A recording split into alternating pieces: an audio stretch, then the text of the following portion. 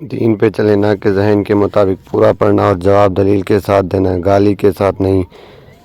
پوچھنا یہ تھا کہ امام زین العابدین جنہوں نے واقعہ کربلا اپنی آنکھوں سے دیکھا تھا، واقعہ کربلا کے بعد تقریباً 40 سال زندہ رہے، اس طرح 40 مرتبہ آپ کی زندگی میں 10 محرم کا دن آیا تھا۔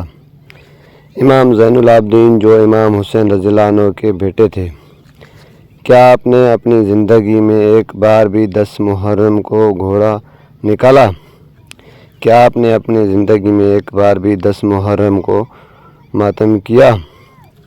کیا آپ نے اپنی زندگی میں ایک بار بھی 10 محرم کو اپنے آپ کو چھریاں ماری؟ اگر امام زین العابدین نے ایسا کبھی نہیں کیا تو میرا سوال یہ ہے کہ آج کل جو لوگ محرم میں ایسا کرتے ہیں وہ کون ہیں؟ کس کے طریقے پر چل کر ایسا کرتے ہیں؟ کیا ان لوگوں کو امام زین العابدین سے بھی زیادہ غم شہادت امام حسین رضی اللہ تعالیٰ عنہ کا ہے؟ حق اور باطل کو جان کر جیو، نوٹ صرف اصلاح کے لیے۔